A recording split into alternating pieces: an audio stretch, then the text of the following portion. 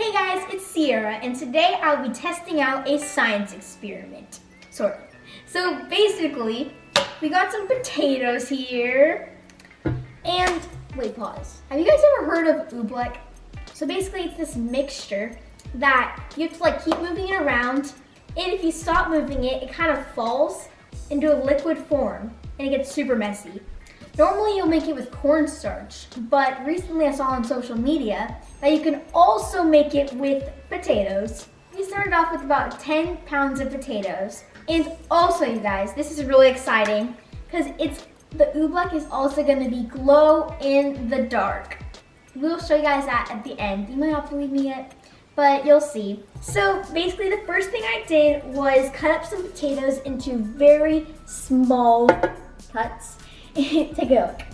The next thing I'm going to do is pour boiling water into this bowl and stir it for a little bit just to let the starch like come out of the potatoes, I guess. Okay, so I may have said boiling water, but I meant like warm/hot water.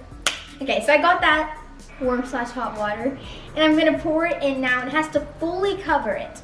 So let's do it. Okay, so the next thing we're gonna do after we have our water poured in is take a big spoon and just stir it around for a couple minutes. So I stirred it for about 5 minutes, and now it is time to strain it. Okay, so I finished straining all of the potatoes, and this is kind of like the mixture it made. So now we have to wait 10 minutes until we'll start seeing like a white mixture at the bottom, and then the rest will be all liquid. Okay, so I just let this sit, and now we can separate the liquid from the Oobleck. You guys can see on the bottom, come under it, there's like the white stuff, that's all the Oobleck. It's spilling. You guys can see that white stuff on the bottom? It's not completely clear yet, but it will be. Guys, look, even now, it's like ready. Ready? So I push my hand in, and I can dig it in, right? Then I'm going like this, and it won't even work. So now we're gonna pour it into a jar with some more water. It'll separate it again, and separate the dirt from the clear white Oobleck. Okay, so I have it in the jar with the fresh water, and I have to shake it up to mix it with the fresh water. And then this step is gonna make it like cleaner because if you can see it, I'll show you guys. It looks kind of dirty right now, but this step will make it more white. So the mixture is separated again, and now we can pour it out into the finished product. Okay, ready? I made a little ball. Oh, it's gonna, you have to keep moving it around or else it's gonna, ready?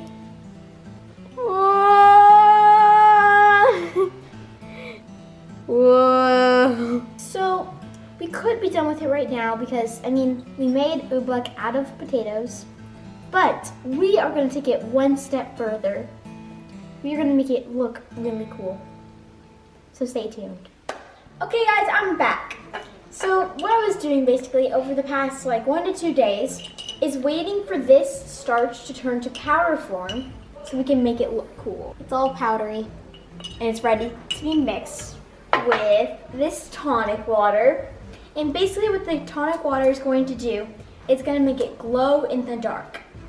And I think how it does that is like because it contains quinine. I don't know if that's how you say it, but yeah, we're just going to test this out, and under black light it should be glow in the dark.